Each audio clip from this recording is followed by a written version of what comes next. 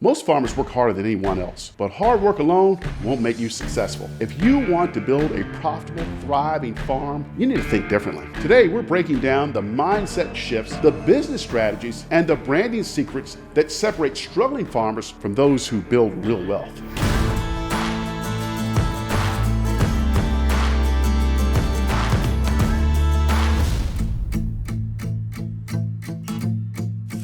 RFK has big opinions on farming, but does he really get it? Some say he's fighting for small farmers. Others think he's way off base. Let's roll the clip. All right, Jim, let's watch this video. All right. American farms are the bedrock of our culture, of our politics, of our national security. I was a 4-H kid, and I spent my summer working on ranches. I want to work with our farmers and food producers to remove burdensome regulations and unleash American ingenuity. Simply cannot succeed without a partnership, a full partnership. All right, Jim. So my first thoughts about this is, unfortunately, when you're talking about removing regulation, you're talking about corporations. Yeah. You're not talking about small farmers, and you're not talking about gardeners. You're talking about big factory farms being able to do whatever they want to. And when we're looking at what they do already, the big challenge with these bigger farms is to get a McDonald's fries, what you need to do is take a russet potato. It can't have any imperfections, and you got to spray Monitor on it. Mm-hmm. And that's going to make sure there's no fungus on it and make sure it's perfect. Yep. And then they have to off-gas it for 6 weeks in a big covered area, and that's how you get your McDonald's French fries. And I think this is just going to lead to more spraying and more praying that, if you just spray, everything's going to be all right. But unfortunately, when you're spraying this heavily, you're affecting human health. And when you eat these products, what's happening is you're taking the Monitor and it's being stored in your fat cells. And once you exercise, it gets released. Right. And it wreaks havoc on your body. And in Europe, there's a lot of chemicals that are banned that are in use in the United States. And there's a lot of really horrible chemicals out there that are banned for a reason. And we don't need to remove regulations on those. So I agree with you. We don't need to remove regulations that protect us. I think, what RFK's main focus is that we want to hold these big chemical companies accountable. So I know that he doesn't want to have regulations that force us to have to use chemicals, because a lot of people in big ag are saying they need to use these. They've got to have these. They've got to be able to have a tomato, you've got to use this type of pesticide to be able to make it work. And I think long term, he is going to be the one that's going to say, we need to be careful. We don't need to allow big ag, big farm, and all these chemical companies to induce our food, thereby making us all sick. And he's a big believer in that. The big driver on all these chronic diseases are because we're all eating all these pesticides and all these chemicals. So I'll tell you what, it's to be seen. I like what he's saying overall, because he is the leader out there fighting on our behalf. He sued Roundup, got $12 billion in a class action lawsuit. He's the big driver in helping to build our understanding that we're all sick, and that the healthcare cost on an annualized basis is over $1 trillion a year. And that we need to start using that $30 billion that we're using in a farm bill, and instead of subsidizing big ag to put it into foods and chemicals that make us sick, use that $30 billion to help organic farmers like us and sustainable farmers. And big farms that are already using chemicals to do it a different way, so it doesn't end up making us sick. But stay tuned. We'll see how it shapes out. What do you think? Does RFK Jr. get it right, or does he miss the mark? Drop a comment and tell us how you would fix farming. This episode is sponsored by my new book, Don't Sell the Goose That Lays the Golden Egg. It's a nonfiction children's book about my experience of being the manager of my family's farm, starting at the age of 12 years old. You can buy my book today on Amazon in paperback for $20 or on Kindle for $4.99. Now let's get back to the show. Forget Washington.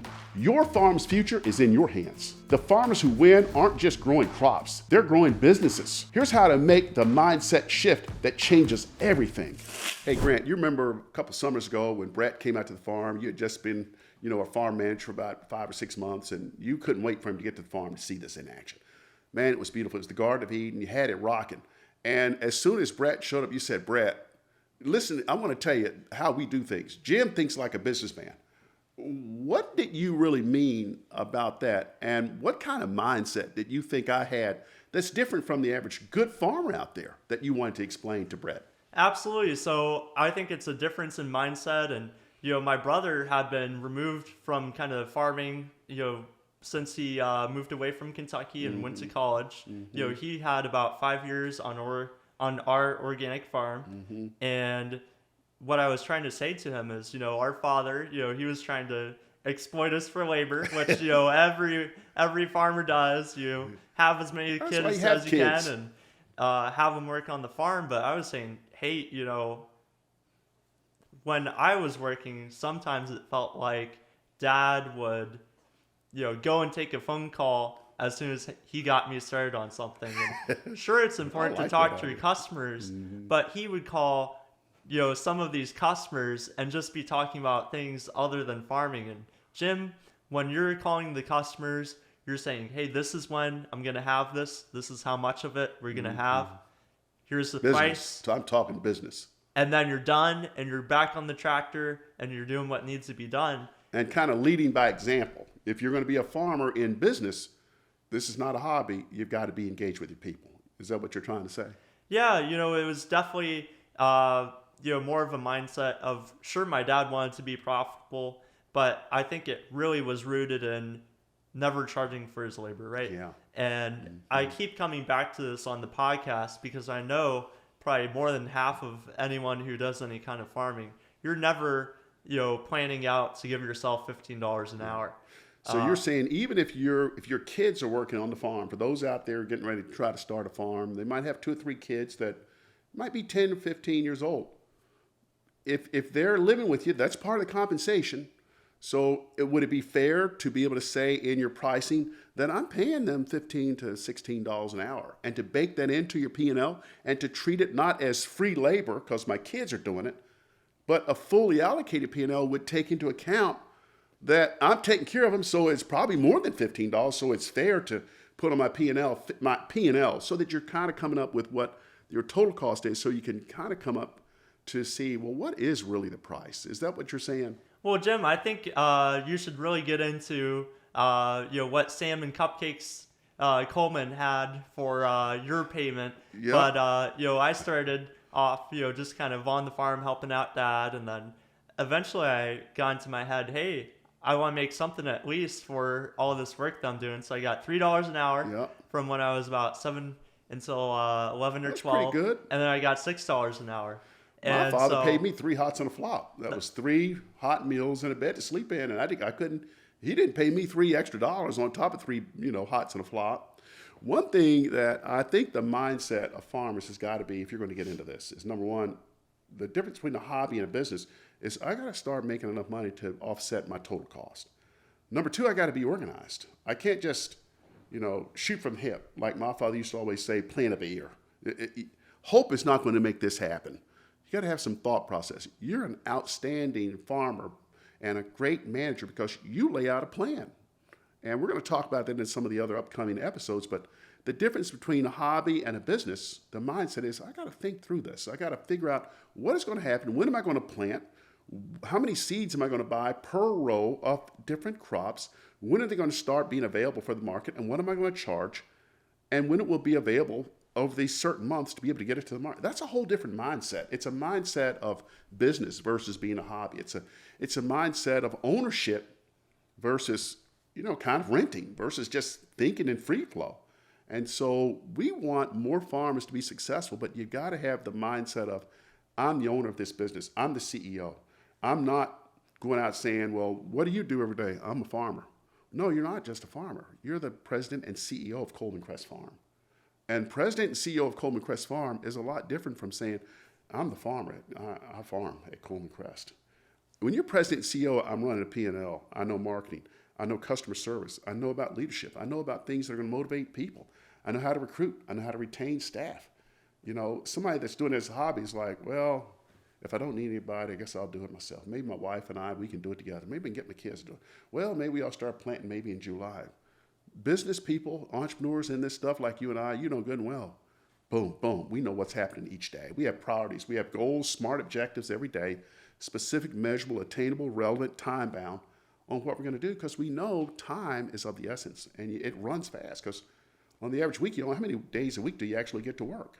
Like 4.5 out of 7 really is you're always going to get bad weather. And Yeah. I think the really excellent thing about what you're saying is when you have a planning, when you plan ahead, when you have a calendar, you're able to say to your customers, hey, this is the week I'm going to have this. I'm going to have this many pounds of it, and I'm going to have it through the end of the season. And you can't really get that in depth with your customers unless you're paying Jim and I, That's right. $1,000 to put together for you, or if you're doing your own research and you're saying this is the yield that I had last year from this many feet of this crop. That's right. So one thing, Grant, that I've realized when I went off to college and I went to Howard University, and a lot of the students there were from Los Angeles, New York City, Philadelphia, Chicago, inner city. And the mindset that I had versus what they had, it was just very different. Not that anybody's right or wrong, but the mindset of a country kid, you and I know this, we're country kids. The mindset of a country kid, somebody grew up on a farm, responsibility, personal responsibility. It's not somebody else's fault. We don't need big government. We don't need government all in our lives. We love freedom. We don't want to be told what to do. We like independence. We like freedom. We do believe in the American system of free enterprise. Folks that grow up in the city, they like big government. They want to have somebody to say, you can't park on this side of the street today, park on that side. They turn everything. If you live in a big building, it's one temperature during the winter, 90. Well, what if you wanted to go down, raise your window, because we're not changing. It's one boiler for everybody. Country kids know that time is of the essence. You don't have all year to grow plants. And that's why we're more sensitive to time versus people that grow up in the city. Oh, what's the big deal? We can do it tomorrow. What's the big deal? We don't like taxes. We like low tax. We don't like interaction from government. So it's about a mindset. And that's what I love about farming. And that mindset is exactly what you saw when you moved from New York and came back to Kentucky, and you really had a wake-up call of, hey, I can't just wait forever to get the seeds in the ground or else I'll never be able to harvest. You know, I used to think my friends when I went to Howard, because I was one of the few Republicans that went to Howard University. Howard's mostly liberal.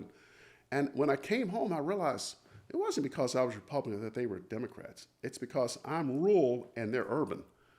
I hate somebody telling me what to do. I want independence. I want to be successful. I want unlimited opportunity. And I don't want big government telling me what to do and how to park and how I can pick up trash and all that. And folks that live in the urban areas that aren't agricultural-based, focused on their mindset, they cave into everything. Rural people don't want vaccines. They want to be able to say, if I take it, I want to make that decision for my family. Urban cities, people are in line. If government says do it, let me roll up my sleeve, because that's what you have to do. You have to comply. We comply with what works, not with what some rule is. Well, it's absolutely, a difference in how you measure risk. That's right. When you're in a larger population center, the risk is astronomically higher that you're going to get some weird, disease that we have vaccines for, but maybe you don't need to take it because you don't think you need it. Whereas in rural areas, maybe you can get away with not having it.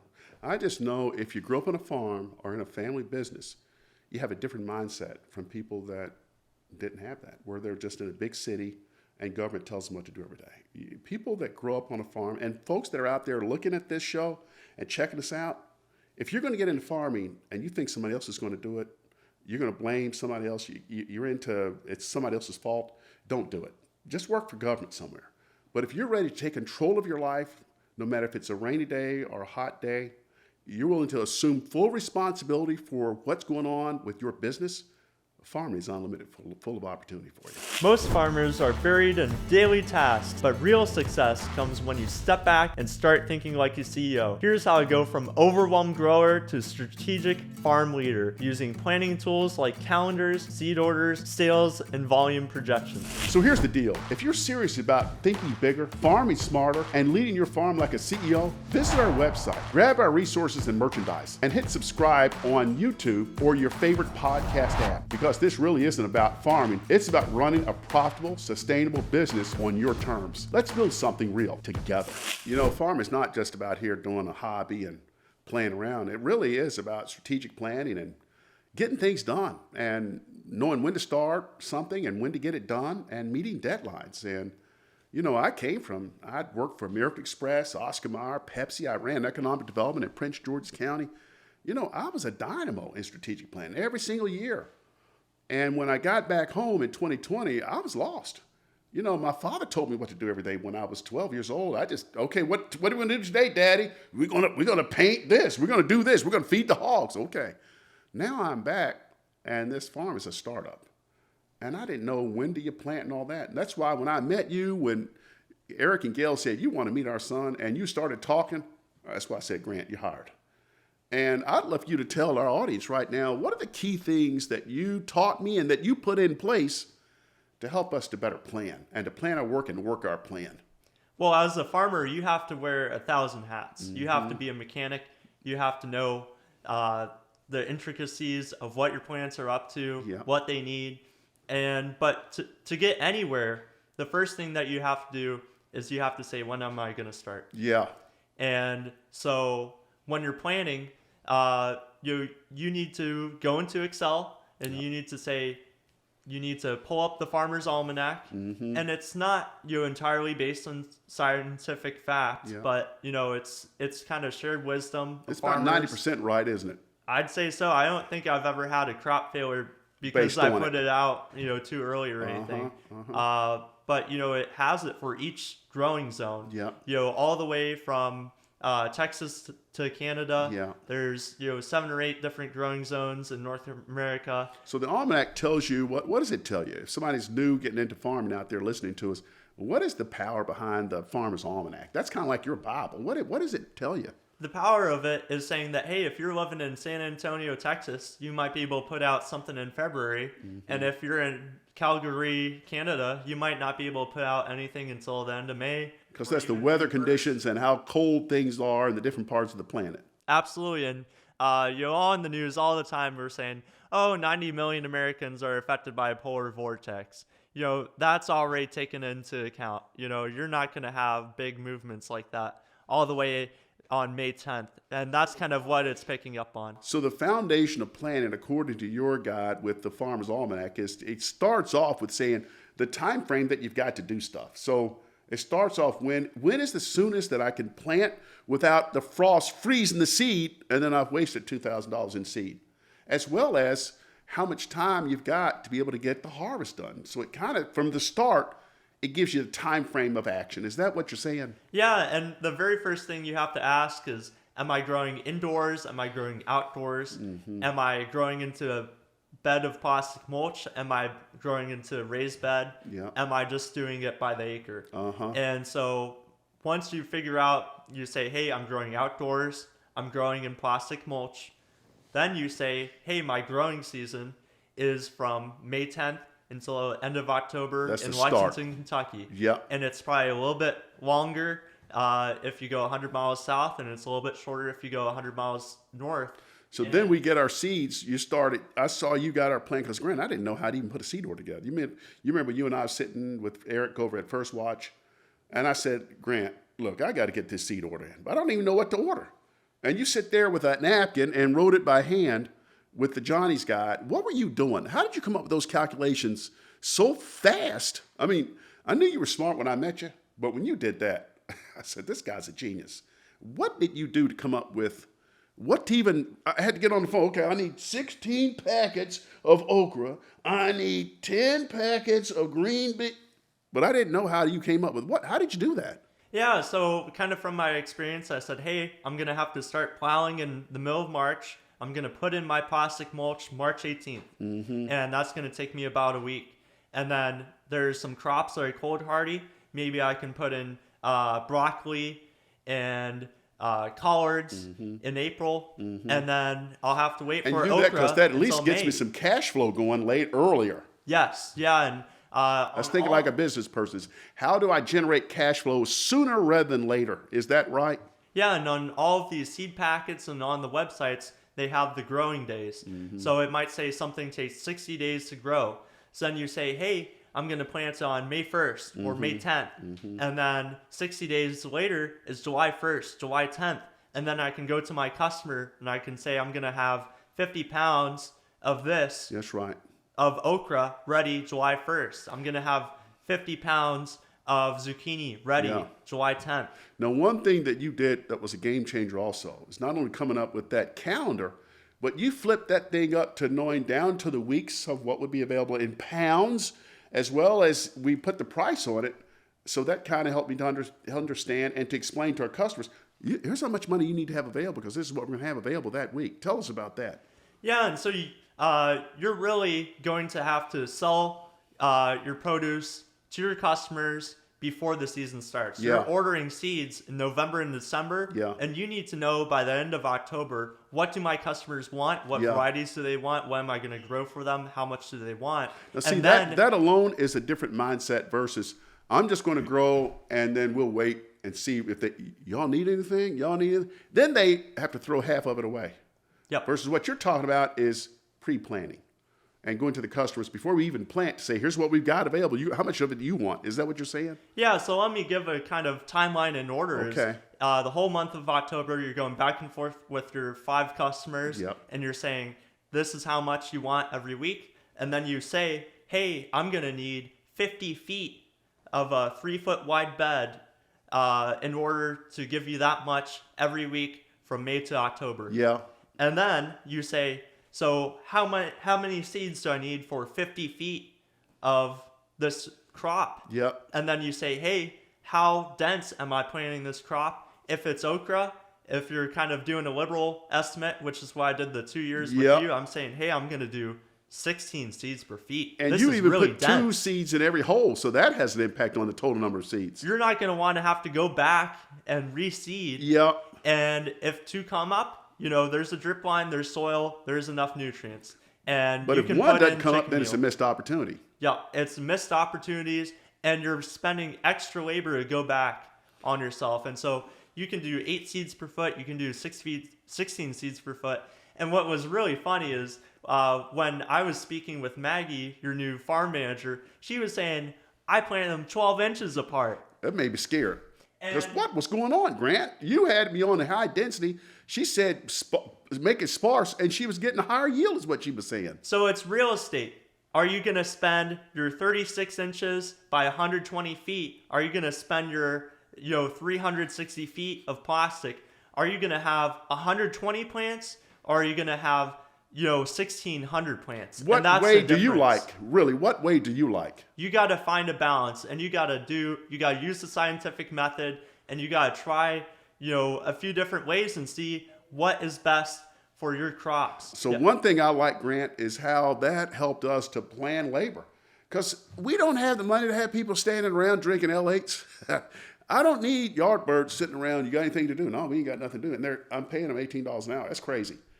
I need people when I need them. And your planner, outside of the farm manager, which you were, I needed you every day to guide me, coach me, motivate me, give me direction, help us to.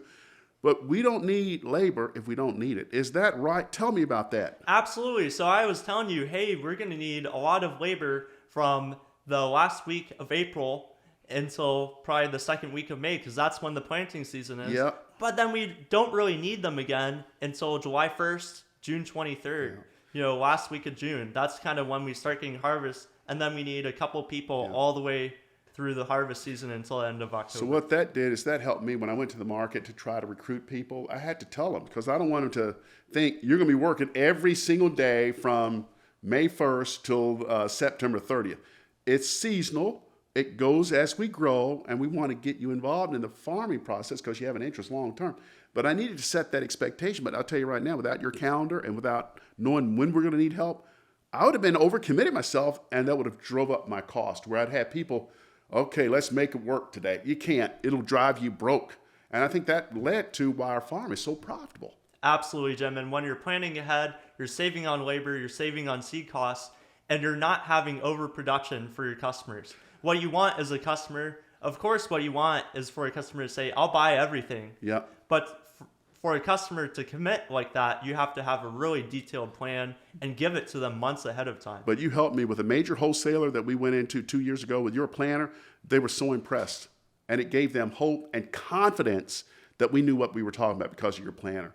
Now, I want to kind of wrap up this episode. We got a lot of farmers watching, some big, some large, but we got a lot of early stage farmers that are living maybe in the city or in a nice suburb where they've just, I want to be Grant, I don't want to be Jim, but I don't have 10 acres. I got my backyard. How does this apply to them, Grant? Urban farming is a really big up and coming industry. Jim and I actually started off looking at if we could do urban farming. We looked at a unit that would be in a storage container, and it would cost $180,000. Yeah. We'd be paying interest on it, but we'd be making $10,000 a month and pay it off within 3 years. So I've got some friends, and I know they're watching the show right now. Christie, Lauren, Maggie, and all of them out there in our audience. They've got a beautiful home, and they're like, man, I follow these guys, but I just want to I want to grow some tomatoes. I want to grow some cucumbers and maybe a potato or two in my backyard. How does this apply to them? Yeah, so we did farm tours where we had people coming in who were just gardeners, and we were able to give some really great advice. That first year we had cabbage loopers galore coming after our red and green cabbage. But our cabbage still ended up being 3 pounds because we were using Protect Net netting, which is a nylon. Some of them were up to 8 to 10 pounds. They were full of water and they were beautiful. And so instead of spraying and praying, what you do is you have your gardeners, you just tell them, hey, this is where you order Protect Net. Get just as much as you need, maybe 100 feet for your backyard, for your half acre, and you can plant anything you want under that, and no bugs will get to it. You won't have holes in your kale and your collards and your cabbage. So one thing that I know you and I offer, and that you're the highlight of this at the farm, is we offer this kind of advice to anyone watching. So I know my friends Christy and Abby and Lauren and Maggie, all of them out there watching the show right now. Could they call you? Is there a way to get your help to be able to set up their own plan, whether it's a couple of rows in their backyard or if they've got a new farm? Is this something that your principles of what you're talking about in the planning, does that apply for a backyard? Absolutely. So we have a bundle where if you pay us $1,000, what we'll do for you is we'll put together a calendar based off of Farmer's Almanac dates. Yeah, and then facts. We'll give you a seed order, and we'll pick out the different varieties, anything that you want. And then after that, that'll be a big help to, I know Christy, she is a go-getter, comes to mind, and she's going to need to know when she calls Johnny's, she'll get really down if they say, so how much do you need? Oh, I forgot to ask that. I want 3 rows of tomatoes. Well, how much seed do you want? And Johnny's might not be able to explain that, but with your help, she's going to sound smart. And if that's all you need is just the calendar and the seed order, we have a lower price for that. But if you're a small farmer, if you're a larger farmer even, we can go even deeper and we can say, hey, you have 5 customers. Each customer is going to get 20 pounds per week of each of your produce. Yeah. And this is how many seeds that you need to purchase in order to fulfill that, and how many rows you need to lay out. Absolutely. And we really recommend that if you're doing organic farming, that you're putting out plastic mulch. That's right. Because in the next couple episodes, we're going to talk about That's all of the high-tech, labor Grant. that you're cutting out if you're using a few different methods. Grant, you've gone from Model T to Tesla.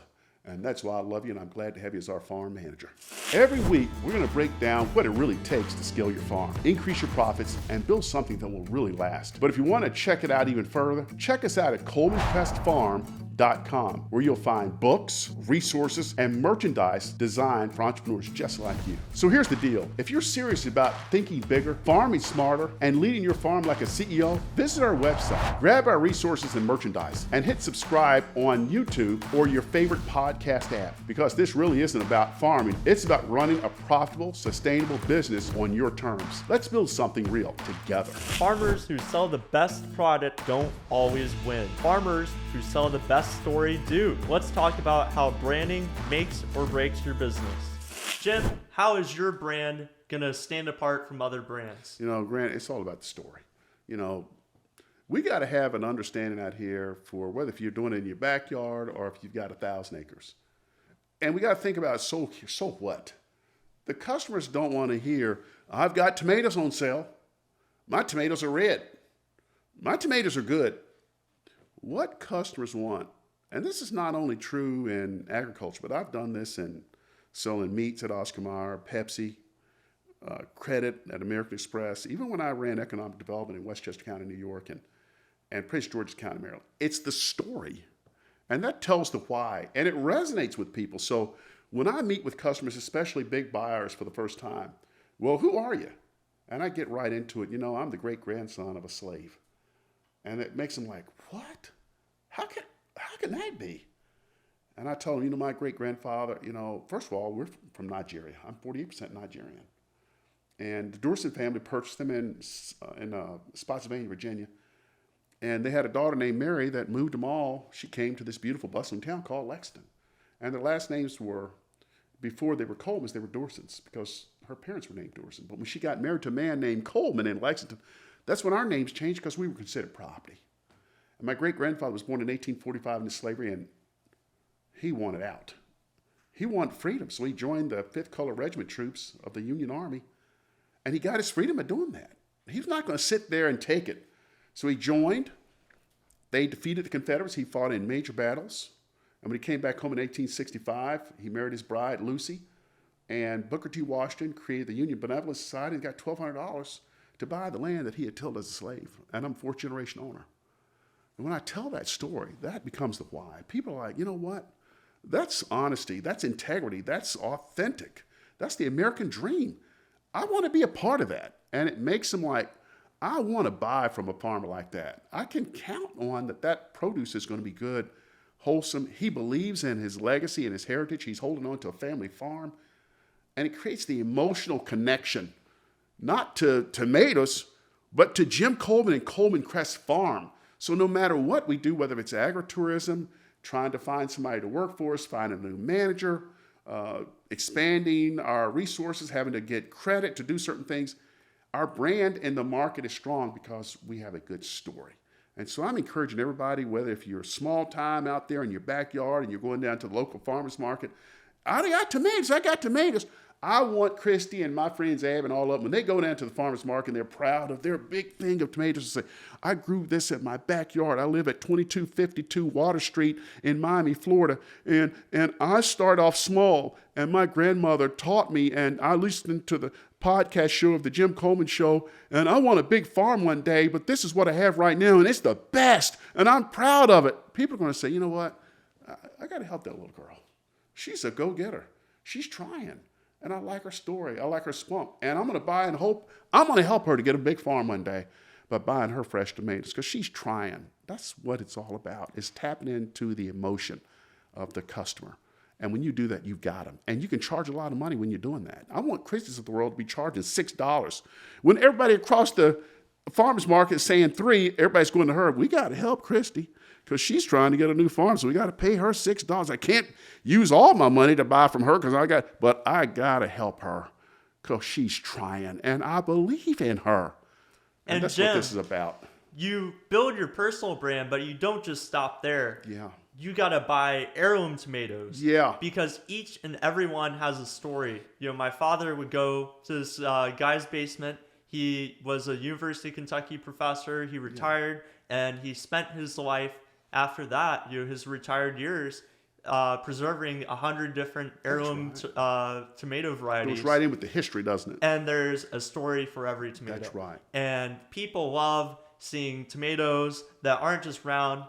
Think of the difference. A little bit of an imperfection in it maybe here. In branding between just a round tomato that you put on a sandwich. Manufactured.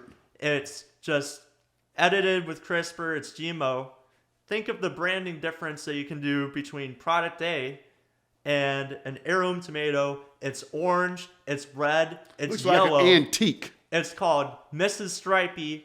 Where did that name come from? Why does it look like this? How did it get bred to be this way? And it must be good because it looks natural. And it was the last 200 years of breeding that people chose. They wanted a bigger sized tomato. Yeah. They wanted it to be juicy. Yeah. They wanted it to be fresh. Sweet. They went after the taste. Yeah. They went after just everything that you would want in a tomato. And here we have, in the past 30 or 40 years, just taken tomatoes and made them one size, one shape, Fits one all. taste.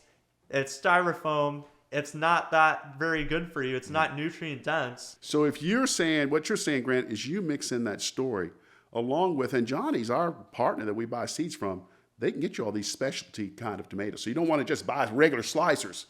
But if you go with heirloom and you mix in that story about the legacy of what your farm is all about and who you are, you've got a customer following. Is that what you're saying? That's what I'm saying. agree And you've got to 100%. build it with your personal brand, build a brand Yeah. for each of your products. And explain the why. Because otherwise, the customer's thinking, so what? Because the guy across the row there at the farmer's market, he's selling for $1.50. You're talking about $6. Give me a break. And farmers markets will say, oh, well, this other guy has tomatoes. Don't bring any tomatoes. Yeah. Don't bring any tomatoes or don't come back next week. Bring stuff that you can sell that's unique, that blends in with your story. But what they don't understand is this guy is selling, CRISPR, GMO tomatoes, and you've got heirloom, and you've got cherry, and you're not in the same market as he is, but they're saying don't bring tomatoes or don't come back. So you bring up a good point. That's tackling objections, and we're going to talk about that in some upcoming episodes. Tackling objections. Whether you're growing a garden in your backyard or if you've got 100 acres, it's time to stop thinking small. Farm like a CEO. Build the business. Scale the success. It's time to grow the farm, build the wealth, and change the game.